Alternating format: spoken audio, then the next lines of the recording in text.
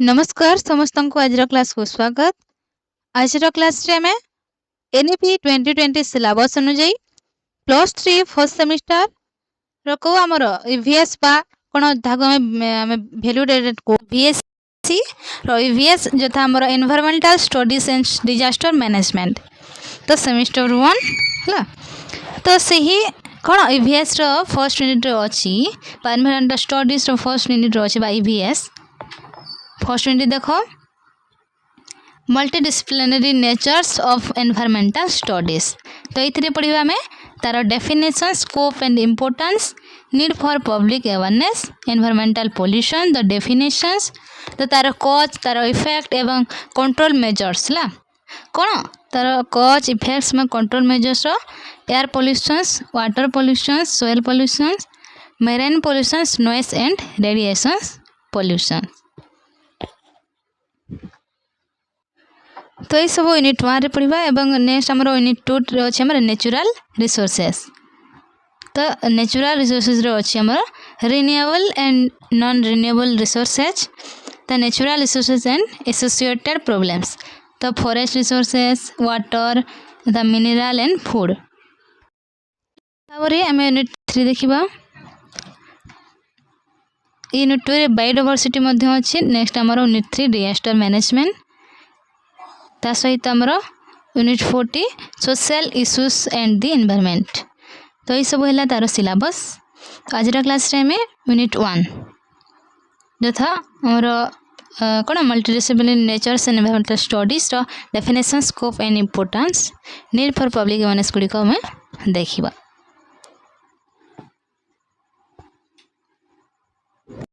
एबे देखिबा में हेरे नोट हला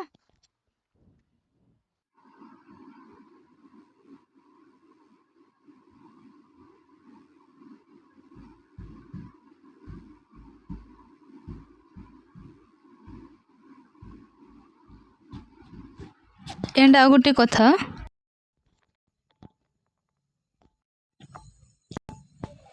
ये तो मैंने पाई किसी काम ही नहीं कारण यहाँ फील्ड वर्क है यहाँ पढ़ा जीव ना जेकोसी कॉलेज फील्ड वर्क कौन कौन एक्टिविटीज करने को पड़ी थाए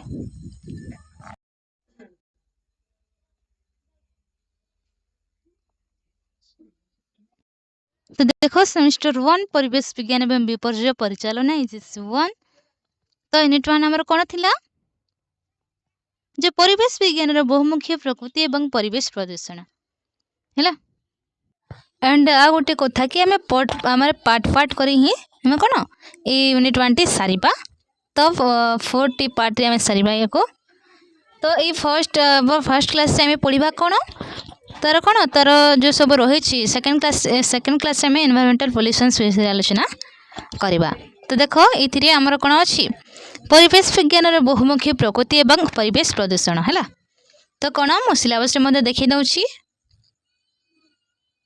तो देख यहाँ पढ़ा आज है तो कौन multidisciplinary natures of environmental studies तार definition scope and importance need for public awareness यही पर्यंत आम पढ़ा आज क्लास रे है ये भी देखिबा मेहर नोट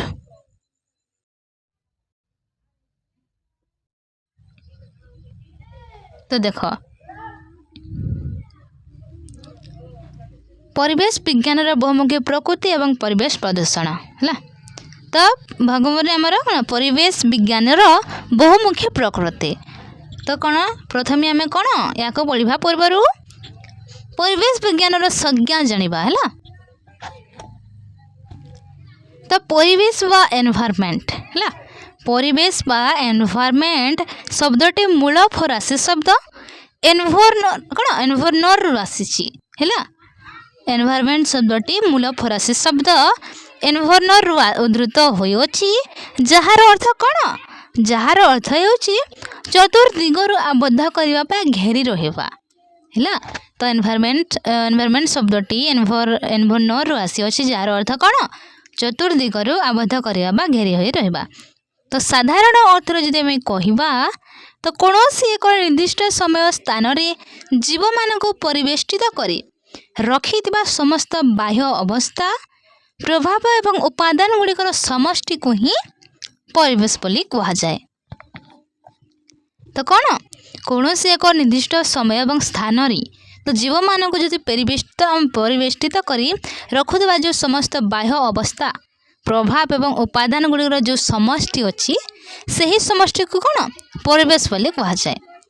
तो यही उपादान गुड़िक मुख्यतः दुई भाग रे विभक्त कराई है टू टाइप्स है दुई भाग कौन जैविक उपादान एवं अजैविक उपादान है बायोटिक कौन कंपोनेंट्स एवं एबोटिक कंपोनेंट्स।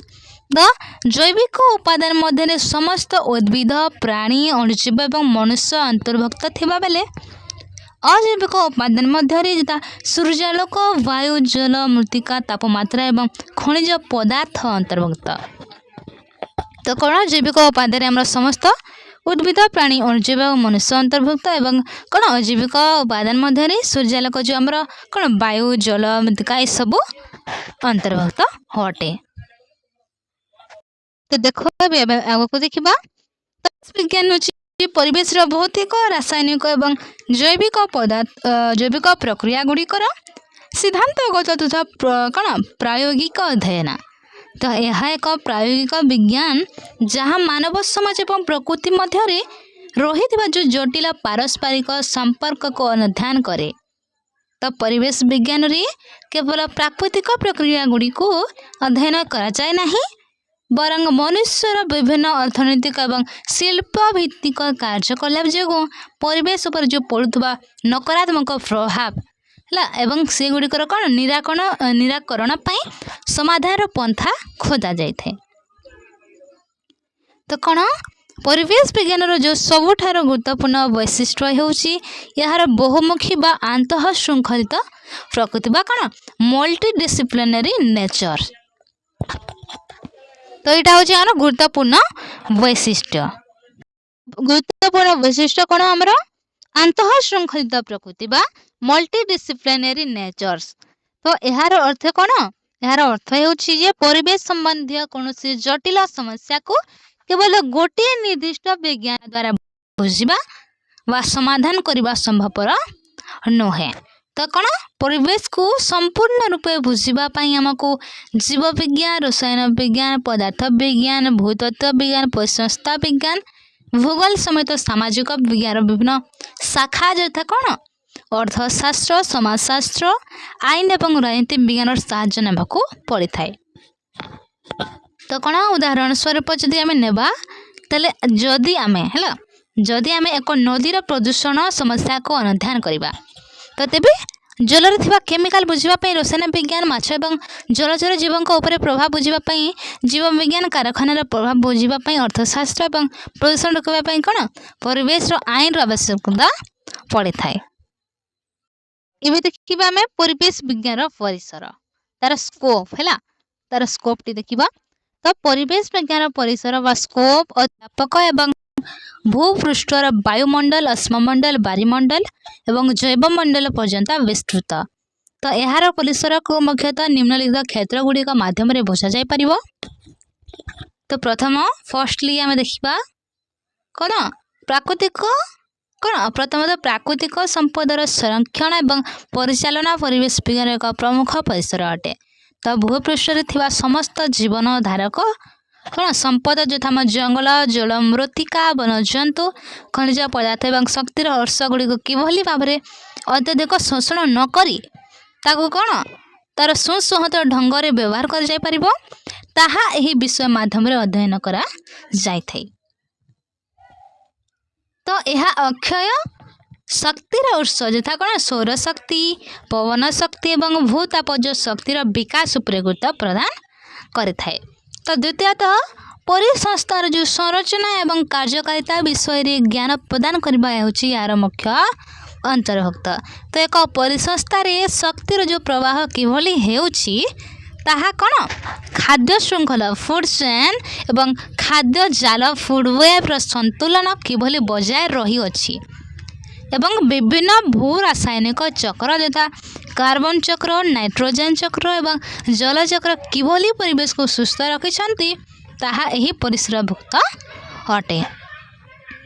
देख परिवेश प्रदूषण नियंत्रण एवं वर्ज्य वस्तु परिचालन यार एक व्यावहारिक तो वर्तमान समय कौन वायु जल मृत्तिका और शब्द प्रदूषण भली भयंकर समस्यार सम्मुखीन होता मानव समाज एथुरु रक्षा पाइबा वैषयिक और प्रशासनिक जो कौशल जोगाई देवारे परिवेश विज्ञान प्रमुख भूमिका ग्रहण करिथाए।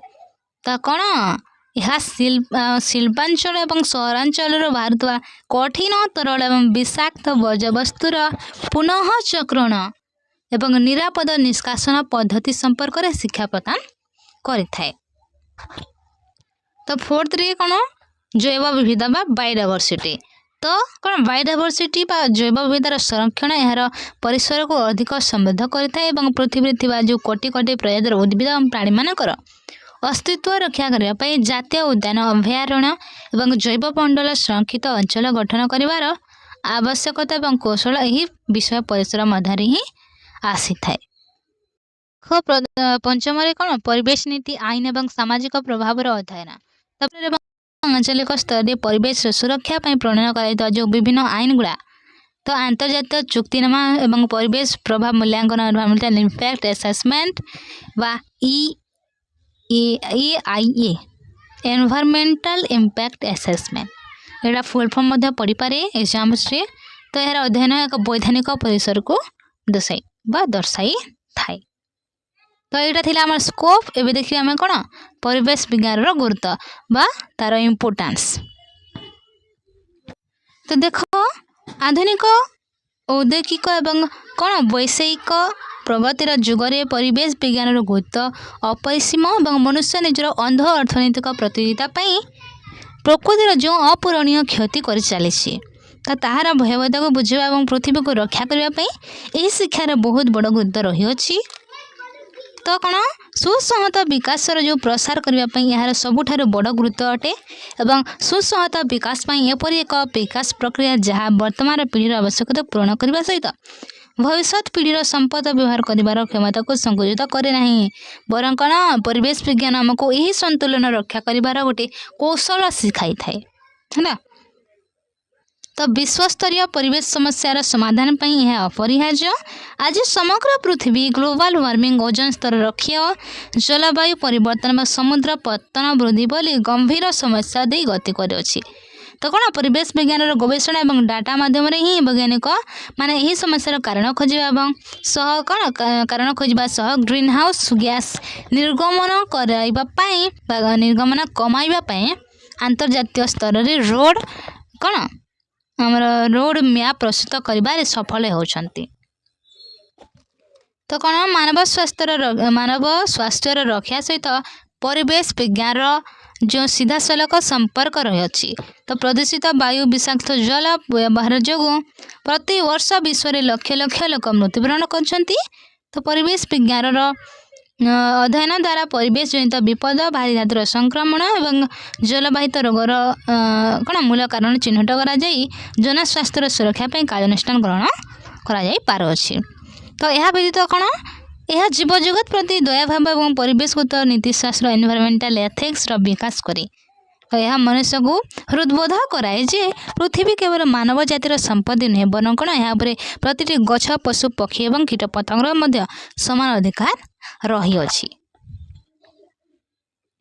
एबे देखिबा जन सचेतनार आवश्यकता। तो कौन भी देशर सरकार केवल संसद आईन प्रणयन करी किंबा कोर्ट जरिमाना लगाई परिवेश सुरक्षा करें नहीं जे पर्यंत देशर प्रतिटी नागरिक निज आड़ सचेतन न होती। तो परिवेश सुरक्षा व्यापक जनसचेतनता सबुठार गुरुत्वपूर्ण आयुध अटे। तो मनुष्यर जो दैनंदिन कार्यकलाप ही प्रदूषण मूल कारण। तो आम अजाणतरे जानतरे हो कि अजाणतरे हो प्रतिदिन जो प्लास्टिक व्यवहार करुचे तो अलिया आवर्जना को एणे तेणे फिंगिबा जलर अवचय करने और विद्युत शक्तिर अଯଥା व्यवहार करने द्वारा तो परिवेश संतुलन बिगुड़ी था और जनसचेतनता वृद्धि पाइले लोक मैंने निजर दायित्व बुझीपारे और यहीपरि क्षतिकारक अभ्यास परिवर्तन आणिबे। तो कौन जनसचेतनता सामूहिक आंदोलन सृष्टि कर साहाय्य करे और इतिहास साक्षी अच्छी जिते बेले कौन साधारण जनता सचेतन होती से बड़ बड़ परिवेश विपर्यय को रखा पारे। तो भारतर उत्तराखंड गछ कटा को रोकवा कौन चिपको आंदोलन जो महिला माने गछ को आलिंगन कर ठिया हो जाते किंबा केरल जो कौन साइलेंट वैली आंदोलन है।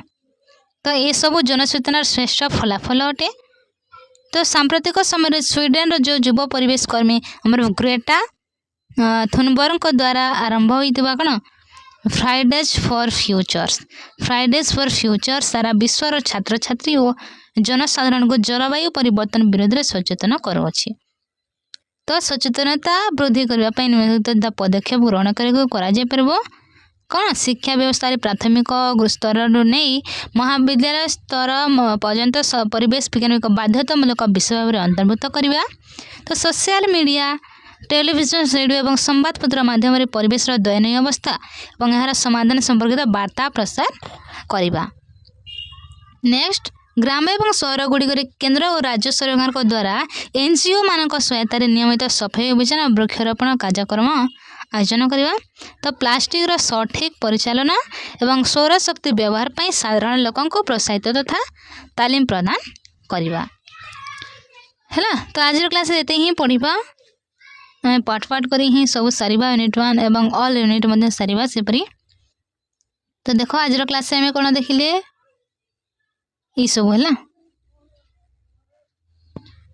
देखो आज क्लास में डेफिनेशंस देखो multidisciplinary natures of environmental studies definition scope and importance need for public awareness ये सब सारे है। तो नेक्स्ट क्लास में एनवायरमेंटल पॉल्यूशंस टी आरंभ करवा। तो क्लास को इटारे ही शेष करी। जय जगन्नाथ जय माँ समलेई।